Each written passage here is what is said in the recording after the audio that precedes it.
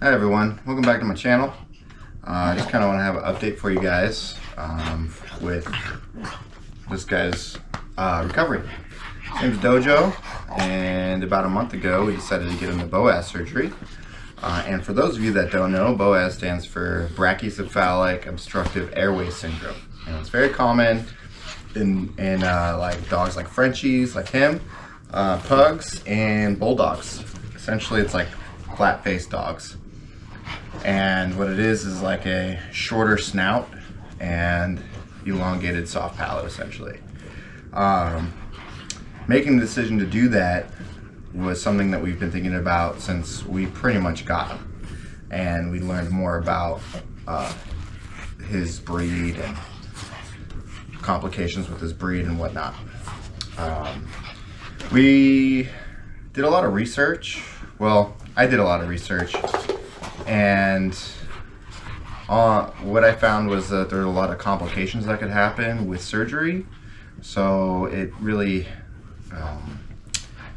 put like a negative sort of taste on whether or not I should get the surgery or not. And as time went on and we acquired another Frenchie, we saw how dramatically different her features were in a positive way, that we decided to prioritize his quality of life. And it's a big decision, it's a scary decision, and it's something that I don't take lightly. But the morality behind it is that your dog could die in the surgery or post-surgery, where most of the complications happen.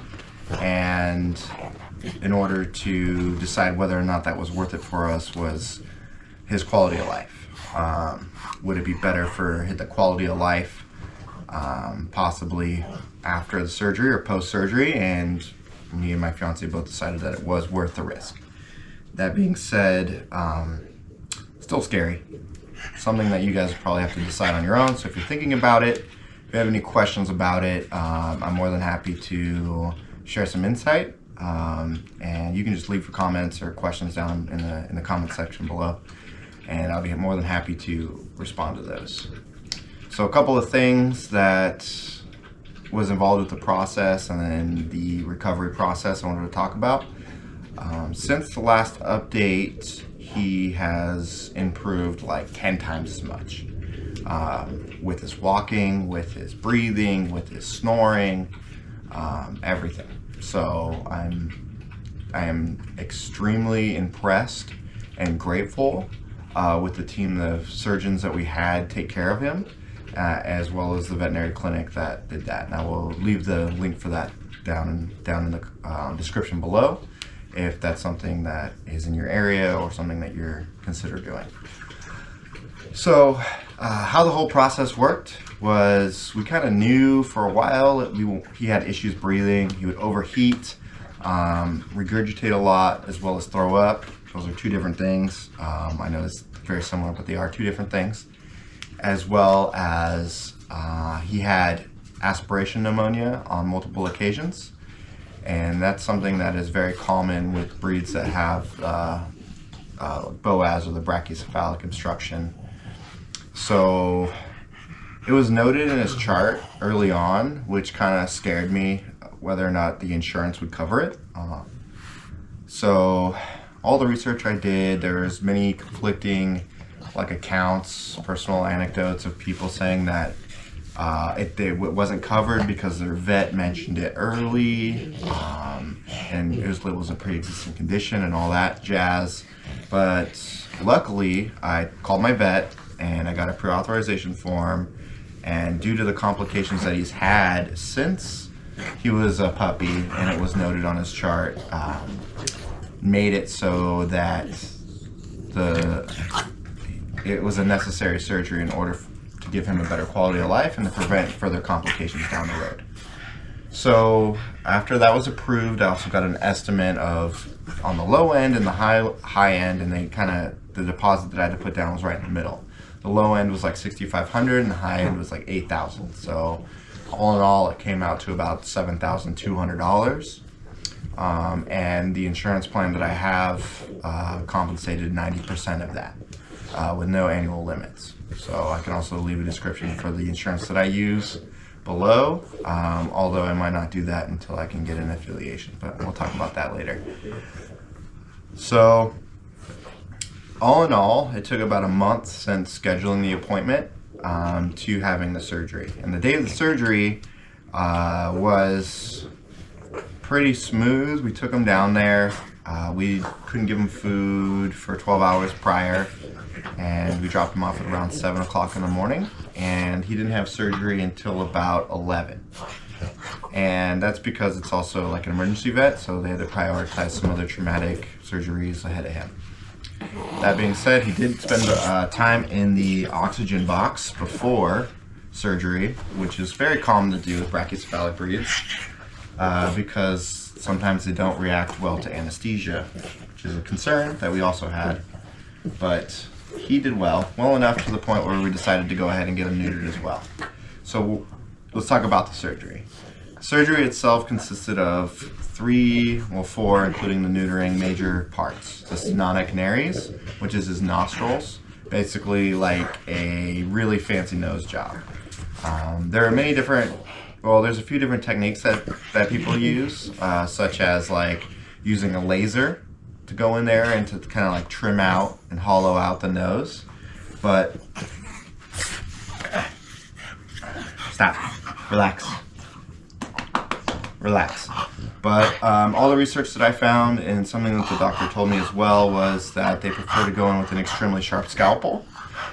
And I apologize for being sick, but really sharp scalpel, because I guess when you cauterize with the laser, the cauterization takes longer to heal versus actually trimming it with a very sharp scalpel and scabbing it over.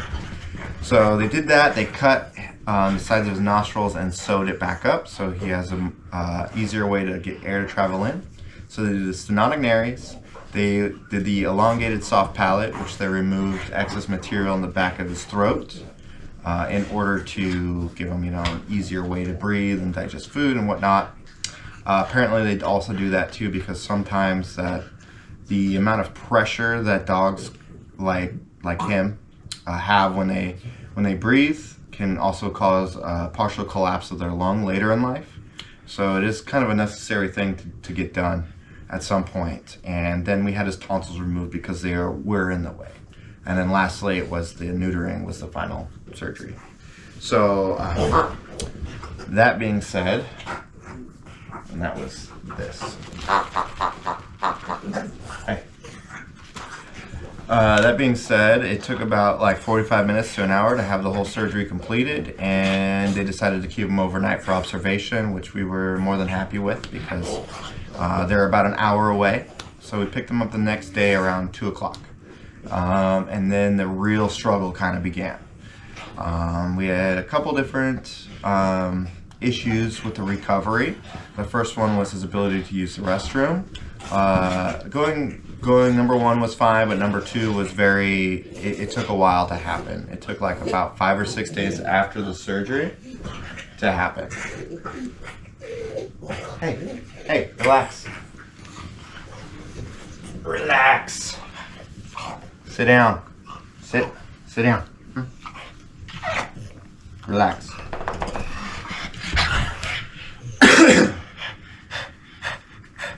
Another issue and kind of a problem that we had was the ability for us to give him his pills.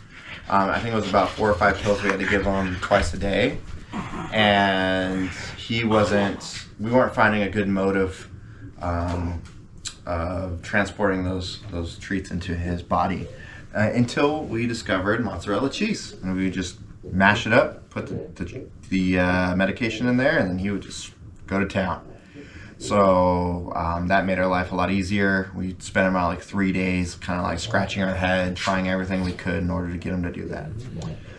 Another issue that we had, the advice that we were given was that he's going to look a lot worse before he looks better.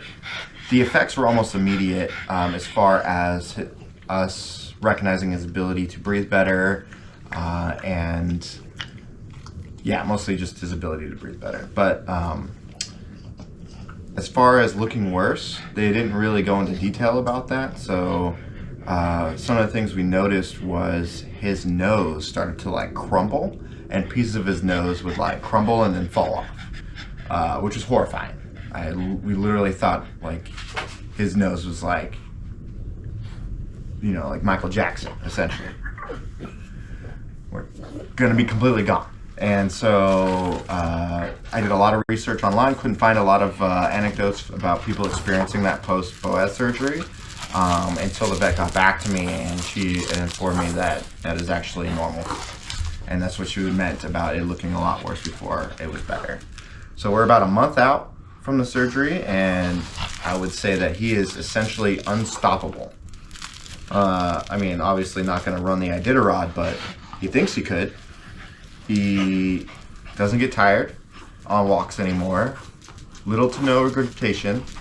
I think in the beginning it was because he had eaten some grass because the medication was making his stomach upset. But nothing compared to what it was pre-surgery. So I would say that it was probably one of the best decisions that we've ever made. And if you have any questions or comments about it, just go ahead and leave those in the comments below, and I'll be more than happy to answer those. And I would definitely encourage you, if your dog's healthy enough, at least to go and get an appointment and see what your options are, because his quality of life improved dramatically. He's like the best version of himself. So as a dog lover, it was definitely very important for us to have done, and it's created like a little monster of a machine that we have to contend with now. So great. Never tell you about that. Anyway, thank you. Hope you like. If you like, please like and subscribe.